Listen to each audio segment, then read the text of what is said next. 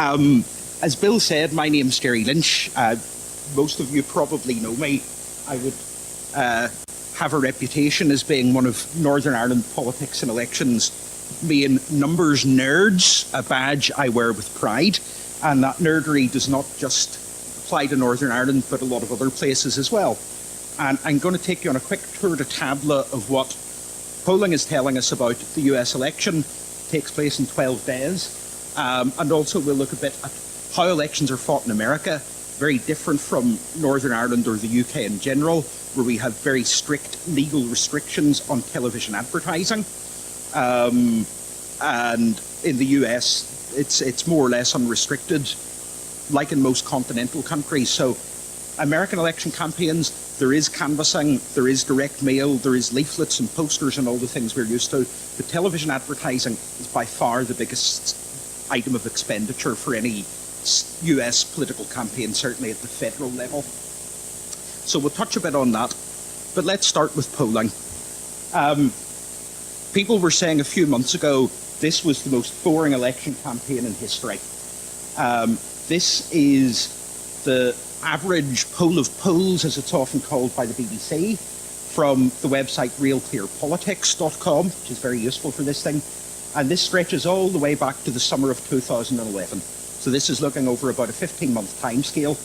You look here, blue is Obama, red is Romney. Unlike in this country, in America, blue is for the party on the left, red for the party on the right, which seems a bit odd. And we'll see here, Obama has led, but relatively narrowly, for almost the entire campaign. Romney had a brief period where he was in the lead last autumn, the start of the Republican primary season kicking off, and he got a lot of positive publicity. Then the Republican primary candidates started knocking lumps out of each other, and Romney started drifting a long way to the right.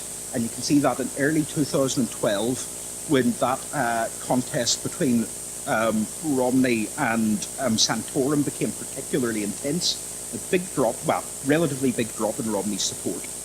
But what you see here is Obama's lead, even at its best, even when the Republicans were really ripping each other apart, never exceeded 6%. To put it in context, how far was Reagan? I'm sure somebody like Christopher Stalford will be able to tell me this. How far was Reagan behind Carter in the summer of 1980, just a few months before the election, which he won? It was something like 20 points.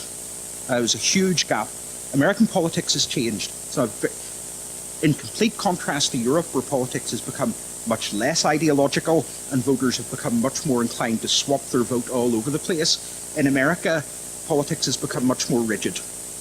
And most polls are now finding the number, say a month ago, undecided voters in most polls were about 6 to 9%. Most elections at that stage, this stage in the campaign, it would be over 20%. In Holland, had a general election in September, which used to be a country where nobody changed their vote.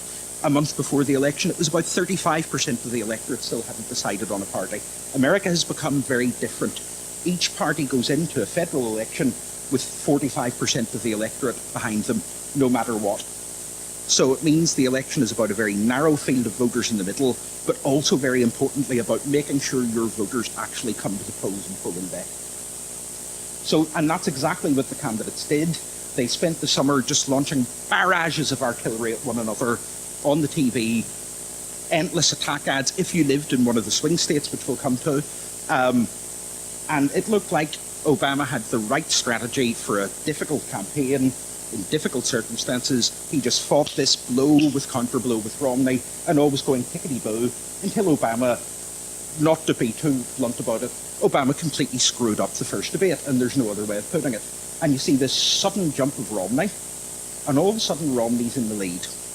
And this campaign, which looked very boring, actually looks like it might have quite an interesting little conclusion. And if we zoom in from this long 18-month time period into the last 30 days, this is from the 24th of September until this morning, you can see that consistent Obama lead up there in the top, and all of a sudden you watch the polls taking after the first debate, feeding in. They came back a bit after Obama settled things down with good performances in the last two debates, but that's where we are, effectively neck and neck. If anything, Romney with a slight lead. There we go. Today's Real Clear Politics polling average had Romney with a national lead, they estimated, of 0.6%. Now, This looks good for Romney, doesn't it, if we just do it this way? But in America, everything's always a bit more complicated than it seems from here. I'm going to ask the audience, I'm going to do my Who Wants to Be a Millionaire moment.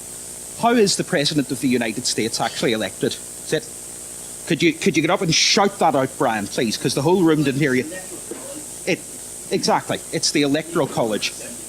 It's an indirect election. So American electors, although they vote, and on their ballot paper it says Obama, Biden, or Romney, Ryan, that's not how the votes, they don't just add up the votes across the country. The votes are done state by state, and with two minor exceptions, which I'll not get into detail because they certainly won't matter in this election. The person who wins a state by one vote takes all of its electoral votes. So what people are actually voting for are members of the Electoral College, and this goes back to the early days of the United States when presidents weren't elected by the people. Most people don't realise that. Certainly for the first 40, 50 years of American independence, I don't think any state had a popular vote for the presidency. In those days, the president was elected by, I think usually by the members of the upper house of the state legislature. And one of the early reform movements in American politics in the mid-1800s was was to begin direct election of the president. So, and by the end of the Civil War, I think all the states had moved to some sort of popular vote. But you don't actually elect the president directly. You elect a group of people from your state to go and sit in the Electoral College. How many Electoral College members there are for each state depends on the population. You can see here the big hitters out in the west. California, the most populous state, has 55 members of the Electoral College. Texas, second place with 38. In joint third, New York up here. Florida down here with 29. And at the bottom of the list, you have some of the thinly populated states, the two Dakotas, Wyoming, Montana, Alaska, Vermont, up in the northeast, only have 3 members of the Electoral College. And does anybody know how they arrive at these numbers? The number of congressmen in both houses. So each state has one electoral vote for each member of the lower house, the House of Representatives, and it also has votes for each of its senators, and every state has 2 senators. So the smallest states have at least 3 electoral votes, and California, which has huge population, 38, 39 million, has 53 members of the lower house out of 435. So it's more than well over 10% of the American population all on its own, and an extra 2 for its senators. The one little quirk, the District of Columbia is not a state. It only has a non-voting member of the House. So if you live in Washington, D.C., you don't actually have a proper MP. It always struck me as odd. But it also doesn't have any senators. But, you know, in 1960, they finally decided to allow residents of Washington to have a vote in presidential election, and they get 3, as fits their population. Now, if you go back to, say, Harry Truman's campaign in 1948, this was a US-wide campaign. There were a few states that were locked up. The South was, until the 1960s, always solidly Democratic. There were a few states in the far northeast, places like Maine and Vermont, where no Democrat would have wasted their time treading. But the broad swathe of the Midwest, the big northeastern states and the West Coast, these were all potentially very competitive states. So Harry Truman, who was way behind in 1948, came from nowhere, 35 points behind the poll in the summer, came back to win. He went by train from town to town in the Midwest, in the far West, and basically won the election through stump speeches. These days, because politics has become more polarised, most states are either safely Republican or safely Democrat. And I think most people would accept that this is basically the battleground now. All these states coloured in red are already locked up for Mitt Romney, unless there is an Obama landslide, which the polls aren't indicating. So he's effectively starting the election with 191 votes in the bank. They need 271 to win. Obama has all these blue states locked up, so he has 237 in the bank. And this election now, and since about July, has been rigidly fought over these 9 states that are still in the balance, and they will decide the election. So it means, for example, the 3 most populous American states, California, Texas, and New York, they're not just likely Obama or Romney states, they're very safe states. So Nobody is knocking doors in Los Angeles or New York or Houston at the minute to canvass for candidates. Nobody is running commercials on the end. These people are effectively ignored, except the candidates will occasionally pop to Houston to meet a few oil people or a few movie execs in Los Angeles and have big plate dinners to raise money. And I think this is starting to be a serious problem in American democracy. But let's look at our 9 states. 2 out in the west, Colorado and Nevada. Both states with very high population growth, very big demographic changes, but also very severe economic problems. And they're relatively similar to one another. In the south, we have Virginia and North Carolina, traditionally in the modern era, very safe Republican states, very traditionally southern. But again, they've changed a lot. Their economies boomed from the 1980s until very recently. They attracted a lot of immigrants from other parts of the states and abroad, and they've made them much more competitive. Down here, Florida, I could give a 2-hour lecture on voting demographics of Florida alone. It is a bewilderingly complex place. Up here in the northeast, New Hampshire is the last place where the old Northeast Yankees still might vote Republican. And then these 3 states in the industrial Midwest, Ohio, Wisconsin, and Illinois. And that is where the election is being fought. You will hear, for example, I heard a CNN commentator 2 weeks ago say Michigan is a big state for Romney. Complete and utter rubbish. Mitt Romney has not spent $1 in Michigan since the Republican primary there concluded in early April, and he has 2 offices, field offices in a state with a population which must be, 6 or 7 times the population of Northern Ireland. It's just down to these 9. And this is Obama's advantage. I firmly believe if the election were held tomorrow and that 0.6% gap in polling happened for real in a real election, Obama would win. He is consistently doing better in the state-by-state polls in the swing states than he is in the national polling environment. This is not unprecedented. 12 years ago, George Bush lost the popular vote and won the election because he had a majority in the Electoral College. This is you can argue whether it's a flaw or a deliberate design feature, but it's a feature of first-past-the-post systems in general. Most people will forget Labour got the highest share of the vote any political party in Britain has ever got, or has got since the war, in 1951, long time ago, and the Tories won the election. In 1974, again, Labour were victims of this, got the biggest share of the vote in a very split February 74 election, which led to a hung parliament. And actually, the Tories got the biggest number of seats. Perhaps the most contentious time this happened, 1950 election in South Africa, which led to the election of the National Party, who introduced apartheid and led South Africa down a very dangerous path that I don't think it's quite got itself off yet. They actually won the election by a mile. They got hammered by about 18%, but there were all sorts of issues with how first past the post was working in South Africa. They got a majority in Parliament and then went on to rewrite the Constitution and do lots of things that we know about. And I'll say this as well, just coming back to the Electoral College, I'm hearing a lot of people say now, why are you interested in all this stuff? It all comes down to Ohio. Well, I'll just get back here, because I don't believe that's true. The Midwest is proving very tough for Romney. Obama bailed out the US motor industry, which isn't just centred in Michigan, but its suppliers, the people who make the parts that eventually make the cars, are scattered across Ohio, Indiana, to some extent Wisconsin and Iowa, which are also quite industrial states. In these, Obama has a simple message: Osama bin Laden is dead and General Motors is alive. And that's his bumper sticker. That's his official bumper sticker in Ohio. And it seems to be working. Very rare. There were 5 polls came out yesterday from Ohio. One from a very Republican-leaning firm had it tied. There were another 4. They all had Obama 4 to 5 points ahead. Now, if Romney really is in trouble in the Midwest, he can still win, and he can win without Ohio.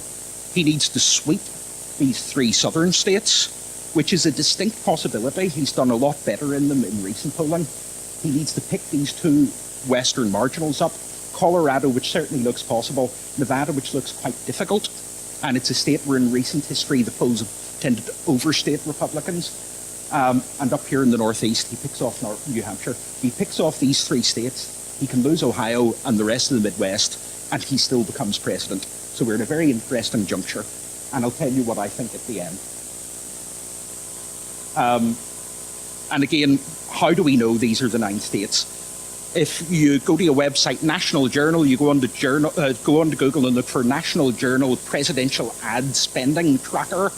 It will tell you week by week exactly how much each campaign and all of the big political action committees, which also spend money in third-party advertising, are spending state by state.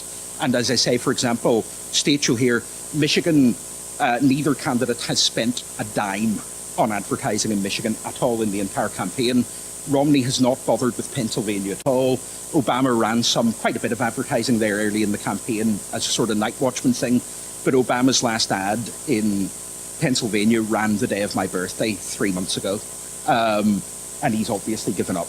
That's how we know it's down to these 9. And you can't underestimate how important ads are in America. As well as the ads, we also look at candidates' campaign stops. Somebody was arguing with me on the internet that nobody cared about anything about other than Ohio. And just at that moment, popped up on Twitter from Barack Obama, bye-bye Iowa, next stop Colorado. And you look at Obama's diary, Romney's diary, their wives, Biden and Ryan's diaries. It's all in these 9 states with the occasional trip to New York or LA to raise money.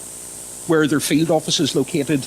Indiana, a state which Obama won last time but isn't going to this time. He has 12 offices open in a state. In Florida, which is a very big state admittedly, he has over 100 field offices open. In tiny New Hampshire, he has 24. So we can see it from there. And most of all, where that ad money is spent. And what's interesting and I think pernicious for American politics, what we're seeing this time is some evidence. The campaigns aren't just targeting a state. In Florida, for example, it seems that Obama is spending money advertising in Miami, and he is spending money in the north of the state, but not so much in both those regions. They're very ethnically based voting. In the north, basically most whites vote Republican and all blacks vote Democrat. In South Florida, very complex ethnic scene with lots of ethnic voting. Where they're piling money to, even within Florida, is that corridor between Orlando, which a lot of you will know from your winter holidays, and Tampa, where there are a lot of moderate swing voters, and they're just nuking that place. In Virginia, they're ignoring the suburbs of Washington, which are very democratic and very expensive to advertise in, and they're hitting some of the big military towns where advertising is cheap. There are a lot of swing voters. And at most 20% of the American electorate, and possibly as little as 8 or 10%, are really being targeted in these campaigns. But let's have a little break from me waffling. I'm going to show a little video if my colleagues get ready to hit the lights. As I said, election ads are very important in America. They're much shorter than our party election broadcasts. And this is a little highlights film of some of the best election commercials over the years from 1952 through to today. So, hope this works. It does.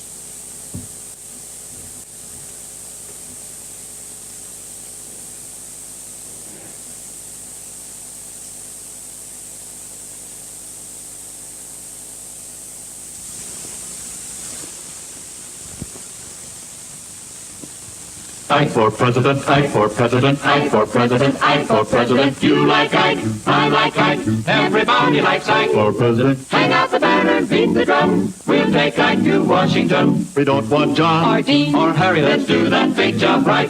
Let's get in step with the guy that's hep, get in step with Ike. You like Ike, I like Ike, everybody likes Ike for president. Hang out the banner, beat the drum, we'll take Ike to Washington. We got to get where we are going, travel day and night for president. Let Adelaide go the other way, we'll all go with Ike.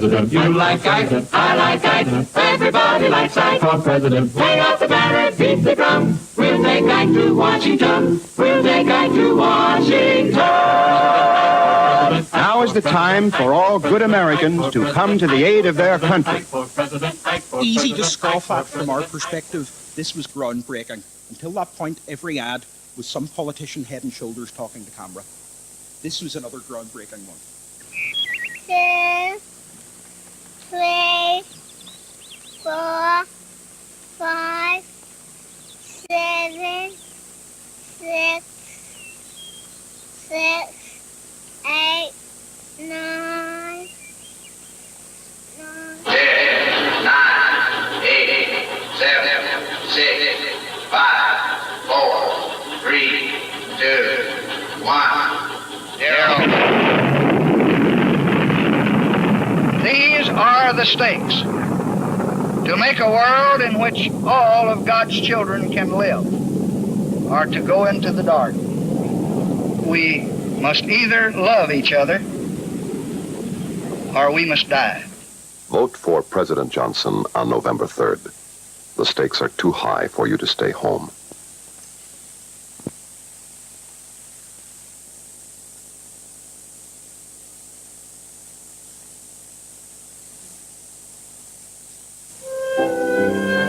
It's morning again in America. Today, more men and women will go to work than ever before in our country's history. With interest rates at about half the record highs of 1980, nearly 2,000 families today will buy new homes, more than at any time in the past 4 years. This afternoon, 6,500 young men and women will be married. And with inflation at less than half of what it was just 4 years ago, they can look forward with confidence to the future. It's morning again in America. And under the leadership of President Reagan, our country is prouder and stronger and better. Why would we ever want to return to where we were less than 4 short years ago?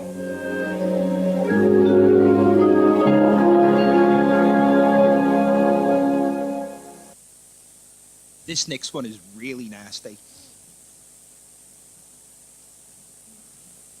Bush and Dukakis on crime. Bush supports the death penalty for first-degree murderers. Dukakis not only opposes the death penalty, he allowed first-degree murderers to have weekend passes from prison. One was Willie Horton, who murdered a boy in a robbery, stabbing him 19 times.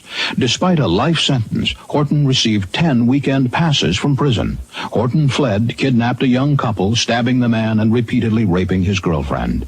Weekend prison passes. Dukakis on crime. That's what we call in Belfast a kneecapping. These 4 years have brought moments I could not foresee and will not forget. I've learned firsthand that ordering Americans into battle is the hardest decision, even when it is right. I have returned the salute of wounded soldiers who say they were just doing their job. I've held the children of the fallen who are told their dad or mom is a hero, but would rather just have their mom or dad. I've met with the parents and wives and husbands who have received a folded flag. And in those military families, I have seen the character of a great nation. Because of your service and sacrifice, we are defeating the terrorists where they live and plan, and you're making America safer. I will never relent in defending America, whatever it takes. I'm George W. Bush, and I approve this message.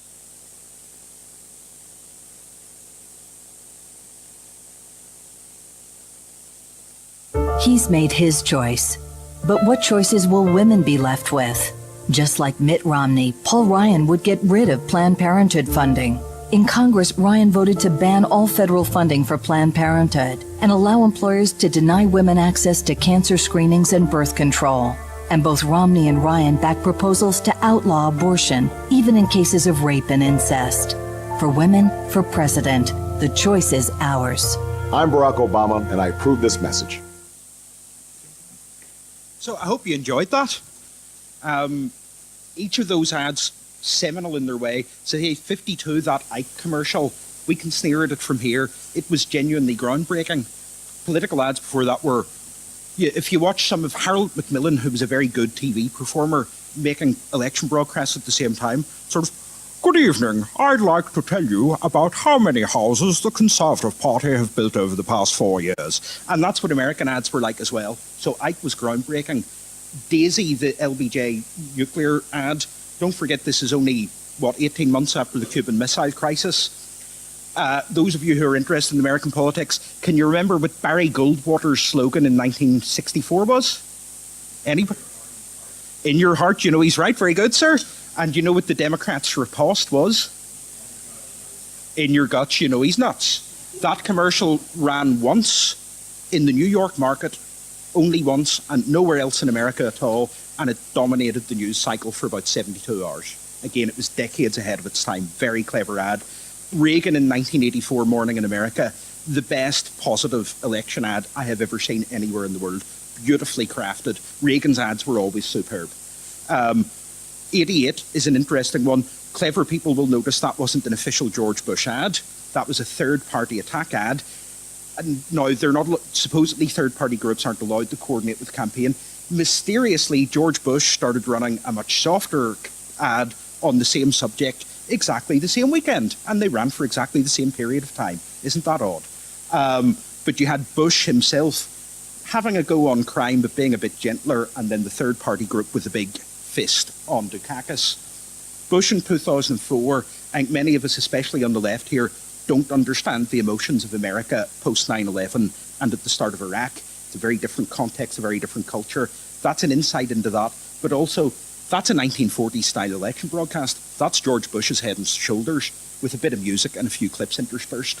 Sometimes classic formats work best, but two things both about that and the 2012 commercial from Obama, changing culture in lots of ways. You see in this, the empowerment of women. You notice in Bush 2004, I have had to give the folded flag to children whose moms and dads had died at war. That would not have happened in Ike's time. And then again, that Obama ad from 2012, micro-targeted. That only ran in TV programs with a predominantly female audience. That wasn't aimed at men. The majority of you in this room who are of the male persuasion, they don't care if you see that ever or not. That wasn't about men, that was about women. And that's something that I'll just wrap up with a bit on demographics and demographic targeting. Big problem the Republicans have in general, and especially in this election, is women don't vote for them in the numbers that they used to. Obama had a huge gender gap at the start of the year. Polls always vary a bit. You're going into subsamples, there's more error, all that. And I've heard people saying today, Google searched this, an article in the Washington Times saying, oh no, there's no gender gap.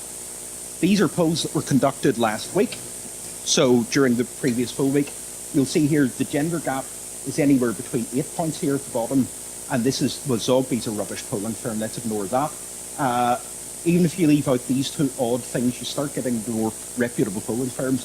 The gender gap is somewhere between 10 and 20%. And that's a big problem for Romney, because not only will Obama have the African-American vote locked up, he will perform better among minorities probably than any Democratic candidate ever, and it's already pretty good to start with, but he's doing better among Latino and Asian voters than, for example, Al Gore did in 2000, when George Bush almost won the Latino vote. That's reversed.